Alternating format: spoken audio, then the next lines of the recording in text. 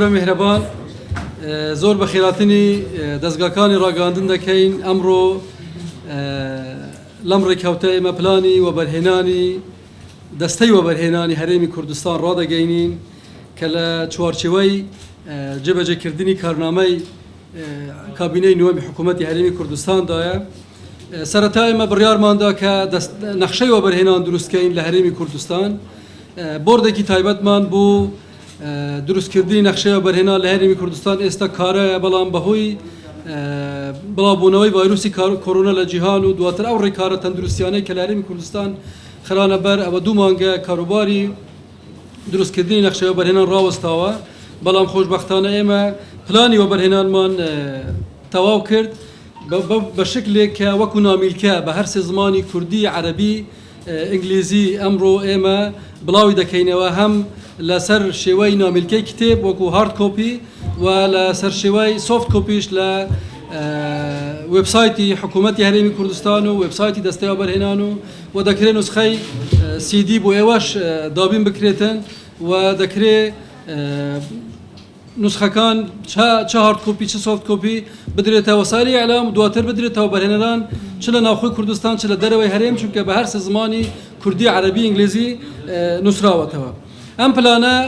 بە هەماهەنگی لەگەڵ وەزارەتە پەیوەنددارەکانی حکوومەتی هەرێمی کوردستان ئامادە کراوە بە بەشداری پارێزگاکانی هەرێمی کوردستان هەر چوار پارێزگا ئیدارە سەربەخۆکانی هەرێمی کوردستان ماوەیەکی زۆر لە ژنایەکمان بۆ دانابوو بۆ ئەوەی پلانەکە حاضر بکرێت بەڕێوەبەراتی پلان لە بەڕێوەبەراتی گشتی کاروباری یاسایی و ئیداری لە دەستەی وەبەرهێنان ماندووبوونێکی زۆریان لەگەڵی چەشتووە و ئامادەیان کردووە لە پلانی ئەمڕۆماندا ئێمە زیاتر لە 1055 پرۆژە وەکو دەرفەتی وەبەرهێنان دەخەینە ڕوو کە دوای ئەوە ئەم پرۆژانە دەکەونێت بواری جێبەجێکردن پێمان وایە دەرفەتی زیاتری وەبەرهێنان لە هەرێمی کوردستان دروست دەبێت چونکە ئێمە 11 ناوچەی پیشەسازی لە ناو پلانەکەمان جێگیر کردووە کە هەر ناوچەیەکی پیشەسازی لەمانە چەندین دەرفەتی وەبەرهێنان لە پارێزگاکان و لە ئیدارەکان دروست دەکاتن کە بە تێکرا 11 ناوچەی پیشەسازی لەوانەیە 3000 تا 3500 کارگەی مامناوەند و کارگەی بچووک لە خۆ بگرێتن کە ئەمیش دواتر دێتە سەر ئەو دەرفەتانەی ئەمڕۆ لە ناو ئەم نامیلکە جێی کراوەتەوە. طبعا ئامانجی سەرەکی ئێمە لە ڕاگەاندنی ئەم پلانە پێچەوانەکردنی پرۆسەی وەبەرهێنانە پێشتر وەبەرهێنەران دەیانتوانی پلان بۆ پرۆژەکان دابنن و پێشکەشی دەستەی وەبەرهێنان بکرێتن ئێستا ئێمە وەکو دەستەی وەبەرهێنان لە ڕێگای مدیریەتە عامەکانی خۆمان مدیریەتەکانی ئێمەوە پلانی وەبەرهێنان بە پێی پێویستی ناوچەکان بە پێی پێویستی حکوومەتی هەرێمی کوردستان بە پێی پێویستی خەڵک پلانەکە فراهەم دەکرێت و داوا لە وەبەرهێنەران دەکرێت کە لە داهاتوودا ئیشی لەسەر بکەن بێگومان هەرێمی کوردستانیش ناوچەیەکە دەکرێت زۆر باش دەرفەتی وەبەرهێنانی تێدا دروست بکرێتن هەم لە ڕووی جوگرافیەوە هەم لە ڕووی کەش و هەواوە هەم لە ڕووی سامانی کانزاییەوە کە ئەمڕۆ خۆشبەختانە ئێمە لە دەستەی وەبەرهێنان بە هاوکاری چەندین وەزارەت ڕەشن و سیاسای وەبەرهێنانی کانزاییشمان داوەتە ئەنجومەنی وەزیران کە هیوادارین بە زووترین کاتدا ئەو یاساش بکەوێتە بواری جێبەجێکردن کە ئەمیش دەرفەتێکی یەکجار زۆر باش دەدات لە داهاتوو دەرفەتی زیاتری وەبەرهێنان لە هەرێمی کوردستان دروست بکرێتن. لە تێکرا ئەم پلانە ئێمە پێمان وایە لە داهاتوودا 200,000 دەرفەتی کار بۆ هاونیشتمانیانی هەرێمی کوردستان دروست دەکرێتن و پێمان وایە ئێمە لە قۆناغی داهاتوودا پێویستە سود لە سەرمایەی مروی و لە سەرمایەی نەختێنەیی خەڵکی هەرێمی کوردستان وەرگرین بۆ جێبەجێکردنی پرۆژەکانی ئابووری لە هەرێمی کوردستان لە دوو مانگی ڕابردووشدا هەموو جیهان کە تووشی کەرەنتینەکردن و تووشی داخستنی سنوورەکان بوو بینیمان کە هەرێمی کوردستان چەند پێویستی بەوەیە تەنوێعی اقتصاد بکە ئەم ڕۆژ کە ئێمە لە حکوومەتی هەرێمی کوردستان لە کێشەیەکی سیاسیدا لەگەڵ عێراق لەگەڵ حکوومەتی عێراق دیسان بۆ ئێمە دووبارە دەکاتەوە کە ئێمە لە هەرێمی کوردستان پێویستە پەرە بە بەرهەمێنانی ناوخۆیی بە وەبەرهێنانی ناوخۆیی بدەین بۆ ئەی بتوانین لە هەموو کەرتە ئابوووریەکان بە تایبەتی لە پیشەسازی لە کشت و کاڵ لە گەشت و گوزار لە کەرتەکانی تریش كلنا وياساي وبرهنان در ري بدرا وبرهنان تدا بكريتن دكري زور باش بنكيكي آبوری لهرمی کردستان دروست بکره بلانی کم بتوانی لدو سالی دهاتو دا هرچی پیوستیکانی ناخوی ایمه برهم بهنره او استیراداتانه که لدروی هرمی کردستان دی بلانی کم ایمه بتوانین رجایی که صدی زوری لیکم بکینه و شوین گرتنوی بکین لهرمی کردستان لیر انتاجی بکین جگلواش لقناقی دهاتو دا بتوانین برهمکانی هرمی کردستان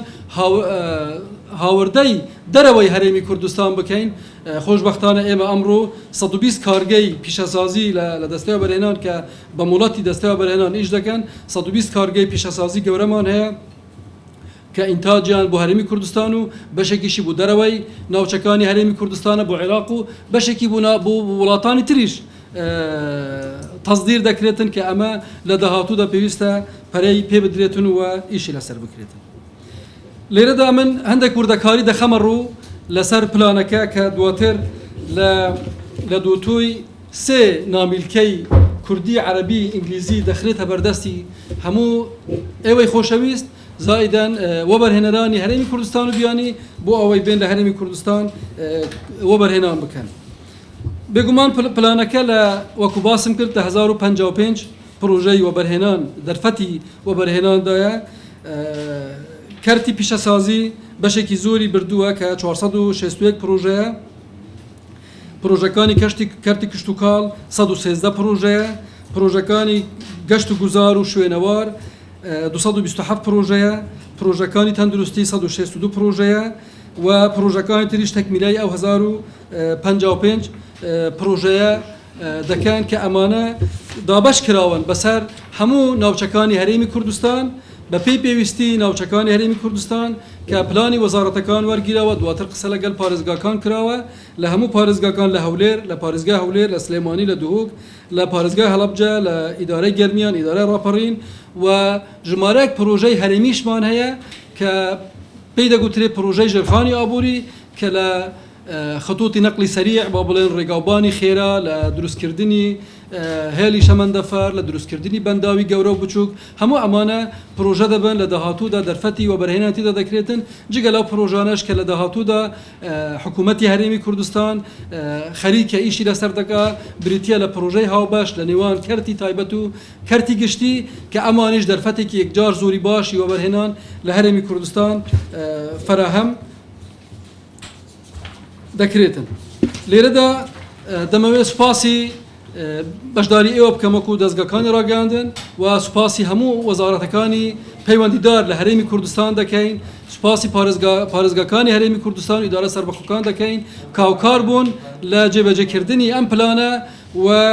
هوادارين لدهاتو دا هم دزگاكاني راگاندن لگل ايما بشدار بن لرکلام کردن و لترویج کردن و لپروموشن کردن بو وبرهنا لهرمی کردستان چون که ارکی درست کردنی هرمی کردستان و بن کابوریکی و بن کپیش سازیکی لدهاتو دا ارکی همو مانه با دزگاکان راگاندنی شوه و دکری لدهاتو همو دزگاکان اعلام وجهه کی باشی هرمی کردستان لروی کش و هوا لروی شیاوی بو ایش کردن بو کار کردن پیشانی دره و پیشانی ناخو بدریتن تاکو او در فتانه ببن امر واقع و ایش لدهاتو دا لهرمی کردستان زورته ببیتن و در فتی کاری زیاتر بخلکی بیکار لهرمی کردستان بدریتن و زور بخیر بین سرچاوان